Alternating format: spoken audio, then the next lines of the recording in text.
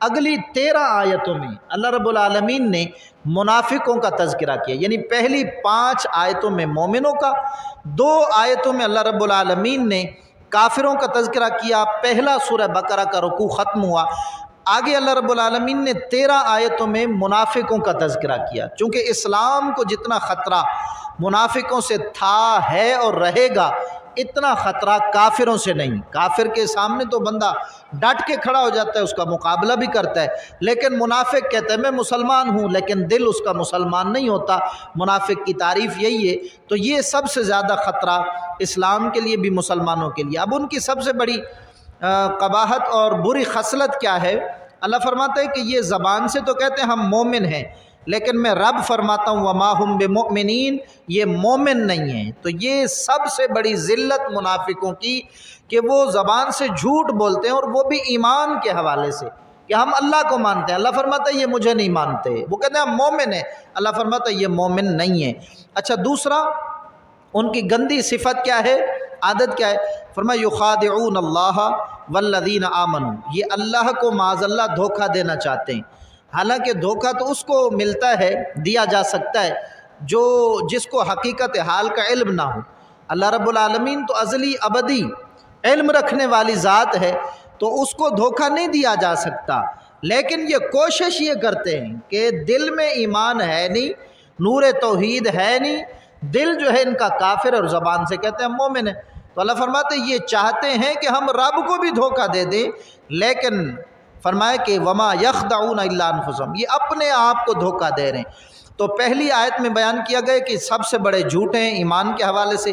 دوسری بری ان کی عادت یہ ہے کہ یہ اللہ کو دھوکہ دینا چاہتے ہیں، مومنوں کو بھی، حالانکہ یہ اپنے آپ کو دھوکہ دے رہے ہیں۔ اور تیسری ان کی بری صفت جو ہے اللہ رب العالمین نے بیان فرمائی فی قلوبہم مرض، یہ دل کے مریض ہے۔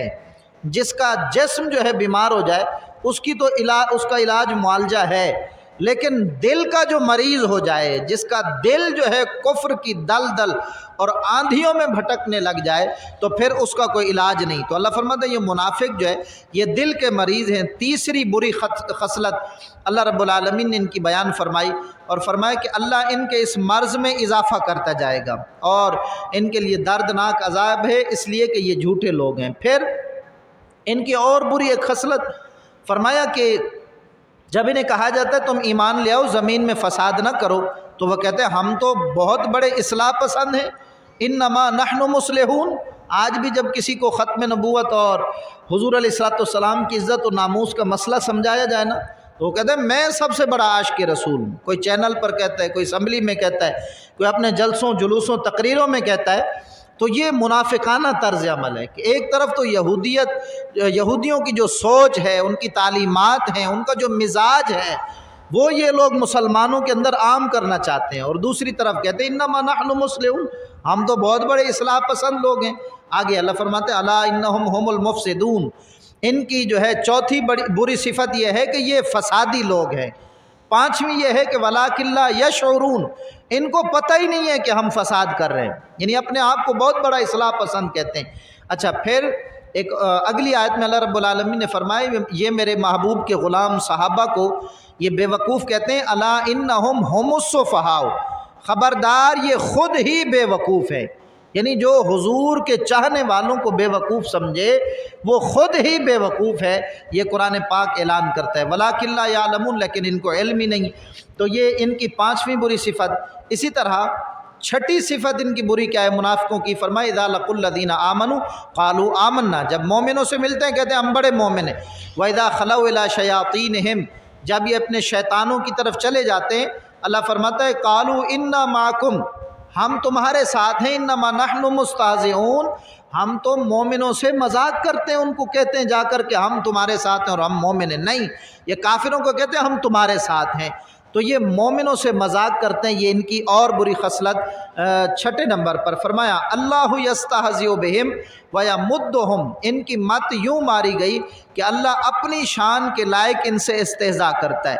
اب اس کا مطلب کیا ہے کہ یہ باتیں چھپا چھپا کر کافروں کو جا کر بتاتے ہیں اور مومنوں سے جو ہے یہ منافقت کرتے ہیں، تو ان کی جو بھی خفیہ پالیسیاں ہوتی ہیں اللہ رب العالمین وہ اپنے محبوب کے ذریعے حضور کے غلاموں کو بتا دیتا ہے۔ تو ان کی جتنی چالیں ہوتی ہیں اللہ کے بتانے سے ان پر پانی پھر جاتا ہے اور اللہ رب العالمین مسلمانوں کو کامیاب فرما دیتا ہے۔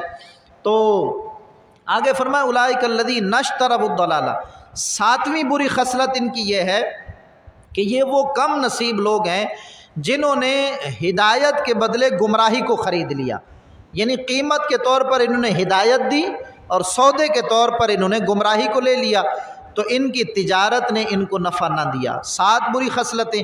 پھر فرمایا کہ ان کی مثال اندھے کی طرح ہے، یہ 8ویں خصلت ان کی بری صفت جو ہے، فرمایا ان کی مثال جو ہے اس اندھے کی طرح ہے جس کے سامنے آگ کو روشن کیا جائے، جب اس کا ارد گرد روشن ہو جائے تو یہ اس میں چلنے لگ جاتے ہیں، جب جو ہے آگ بجھ جائے تو یہ پھر ٹھہر جاتے ہیں۔